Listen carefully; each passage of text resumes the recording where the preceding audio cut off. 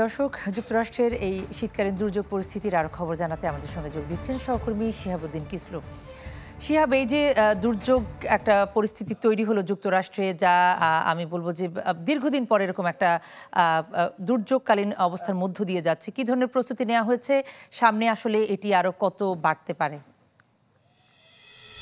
যেমনটি বলছিলেন আমাদের এই প্রতিবেদনে, ব্যাপারটি অ্যাকচুয়ালি যেটি হচ্ছে যে এখনো এখানে এই জরুরি অবস্থা চলছে বেশ কয়েকটি রাজ্যে, এবং বিশেষ করে আমি শুরু করতে চাই যে বর্তমানে কিন্তু কলোরাডো থেকে ওয়াশিংটন ডিসি, বাল্টিমোরের এদিকে ৪৫ মাইল বেগে এই তুষার ঝড় বইছে, এবং ধারণা করা হচ্ছে সেখানকার পরিস্থিতি আরো খারাপ হবে। তবে যে বিষয়টি বলা দরকার যে আমাদের নিউ ইয়র্কে কিন্তু এরই মধ্যে রেকর্ড ছাড়িয়েছে। নিউ ইয়র্ক যদিও শহরাঞ্চল নয়, কিন্তু পশ্চিম উত্তরাঞ্চলে নিউ ইয়র্কের যেই সিরাকিউস এলাকা, সেখানে ইতিমধ্যেই কিন্তু প্রায় ১.৫ ফিটের উপরে ৫ ফিটের উপরে কিন্তু তুষারপাত হয়েছে, এবং সেখানকার রাস্তায় প্রায় ধারণা করা হচ্ছে যে প্রায় ১.৫ ফিট মতো তুষার চাদরে ঢেকে যাবে হাইওয়ে গুলো। সেখানে ইতিমধ্যেই নানান ধরনের ভয়ঙ্কর পরিস্থিতি তৈরি হচ্ছে সেই সড়ক ব্যবস্থাপনায়, এবং এর এফেক্ট কিন্তু আমাদের নিউ ইয়র্ক সিটিতে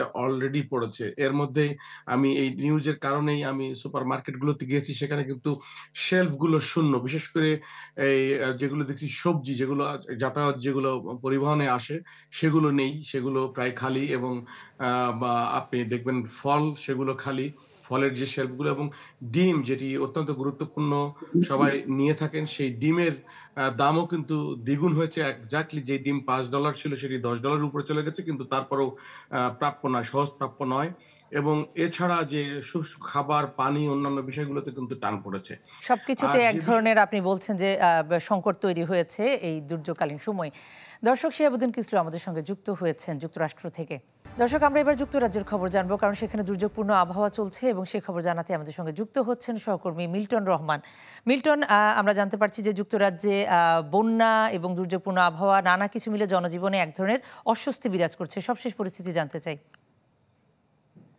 হ্যাঁ, গত মাসে পরপর দুটো ঘূর্ণিঝড় হয়েছিল এখানে, এবং তারপর থেকেই এখানে খারাপ আবহাওয়া বিরাজ করছে পুরো যুক্তরাজ্য জুড়ে। বিশেষ করে দক্ষিণ ইংল্যান্ড এবং ওয়েলসে এবং আপনার স্কটল্যান্ডের পরিস্থিতি অনেকটাই নাজুক।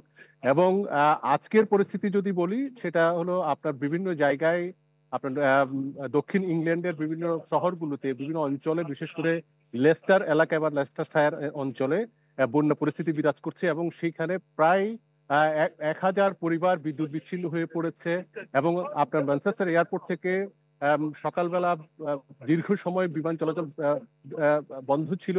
একই সাথে দূরপাল্লার যে আপনার হাইওয়ে আছে, হাইওয়ে বন্ধ ছিল, এবং ট্রেন চলাচল বন্ধ ছিল। এবং বিভিন্ন দুর্যোগপূর্ণ এলাকা থেকে জরুরি ভিত্তিতে প্রায় ২০০ জনের বেশি মানুষকে উদ্ধার করা হয়েছে, এবং তাদেরকে নিরাপদে নেওয়া হয়েছে।